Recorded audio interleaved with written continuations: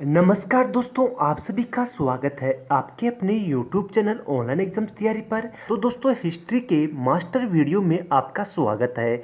इस वीडियो में हम देखने वाले हैं हिस्ट्री के मोस्ट इम्पोर्टेंट 200 ऐसे क्वेश्चन जो कि बार बार एग्जामों में पूछे जाते हैं। ये वीडियो सभी एग्जाम के लिए इम्पोर्टेंट होने वाला है। तो दोस्तों, इस वीडियो में हम बात करेंगे 200 most important question and answer के बारे में। तो दोस्तों, इस वीडियो को बिना स्किप किए अंत तक जरूर देखें, जिससे कि इस वीडियो के सभी क्वेश्चनों की जानकारी अच्छी तरीके से प्राप्त हो सके। तो दोस्तों, आगे बढ़ने से पहले एक प्यारा सा लाइक जरूर करें और आप हमारे इस वीडियो को अपने यार दोस्तों और मित्रों के पास साझा जरूर करें, जिससे कि हमारे इस वीडियो का बेनिफिट आप अपने यार दोस्तों और मित्रों को भी दे सकते हैं। क्वेश्चन है, मदुरई तक सफलतापूर्वक बढ़ने वाला दिल्ली का जनरल कौन था? तो दोस्तों, कौन था? ऑप्शन है खिज्र खां, मोहम्मद गौरी, मलिक काफूर, मोहम्मद बिन तुगलक। तो दोस्तों, क्या होगा इसका आंसर? इसका आंसर होगा मलिक काफूर।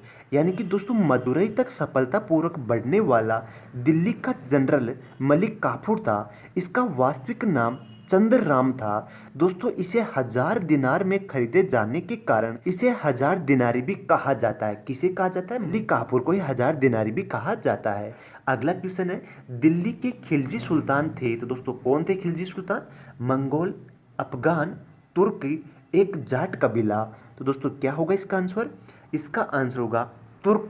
तो दोस्तों, दिल्ली के खिलजी सुल्तान तुर्क थे। खिलजी वंश का संस्थापक जलालुद्दीन फिरोज शाह खिलजी था। दोस्तों, दिल्ली सल्तनत के गुलाम वंश खिलजी वंश तथा तुगलक वंश के शासक तुर्क थे।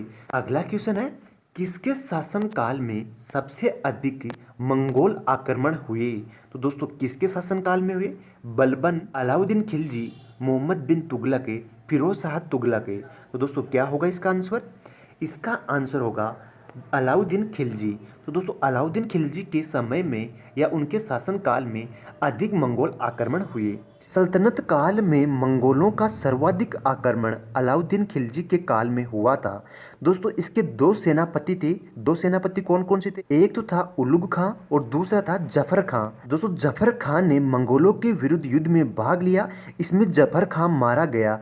अलाउद्दीन के शासन काल में 6 बार मंगोलों का आक्रमण हुआ। प्रथम आक्रमण 1297-1298 में हुआ। दूसरा आक्रमण 1299 में। दोस्तों, तीसरा आक्रमण सीरी के किले तक पहुंचा। चौथा आक्रमण दिल्ली तक मंगोलों के द्वारा किया गया। अगला क्वेश्चन है, स्वयं को दूसरा सिकंदर या सिकंदर ए सानी, ये सिकंदर की क्या है? उपाधि है। कहने वाला सुल्तान कौन था? बलबन, अलाउद्दीन खिलजी, मोहम्मद बिन तुगलक या सिकंदर लोदी। तो दोस्तों, क्या होगा इसका आंसर? इसका आंसर होगा अलाउद्दीन खिलजी। तो दोस्तों, बरनी के अनुसार अलाउद्दीन खिलजी ने एक नए धर्म की स्थापना की तथा विश्व विजेता की योजना बनाई और सिकंदर द्वितीय की उपाधि धारण की। उसने अपने सिक्कों और सार्वजनिक प्रार्थनाओं में भी स्वयं को द्वितीय सिकंदर घोषित किया। अगला क्वेश्चन है, सुल्तान वंश की विशालतम स्थायी सेना जिसका भुगतान सीधा राज्य सरकार द्वारा किया जाता था? इल्तुतमिश ने, अलाउद्दीन खिलजी ने, मोहम्मद बिन तुगलक ने और दोस्तों सिकंदर लोदी ने। तो दोस्तों, इसका आंसर क्या हो जाएगा? इसका आंसर होगा अलाउद्दीन खिलजी ने।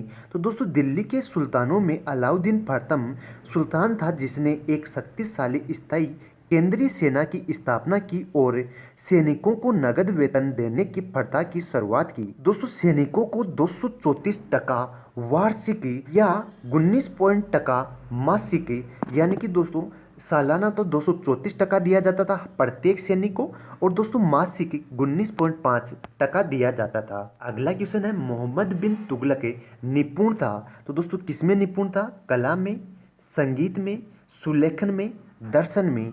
तो दोस्तों, क्या होगा इसका आंसर? इसका आंसर हो जाएगा दर्शन में। मोहम्मद बिन तुगलक दर्शन में निपुण था।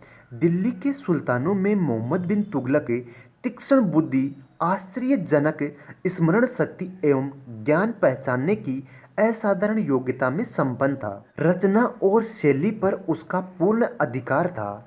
अगला क्वेश्चन है, इब्न बतूता किसके शासनकाल में भारत आया था? तो दोस्तों, किसके शासनकाल में भारत आया था?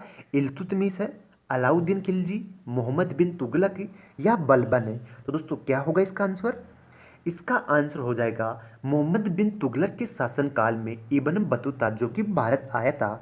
मोरक्को का यात्री इब्न बतूता जो कि मोहम्मद बिन तुगलक के शासनकाल में 1333 से 1347 ईस्वी में भारत भ्रमण किया था। इब्न बतूता ने रहला नामक पुस्तक लिखी थी। अगला क्वेश्चन है, दिल्ली के किस सुल्तान ने एक रोजगार विभाग, एक दान विभाग और एक परोपकारी चिकित्सालय की स्थापना की थी?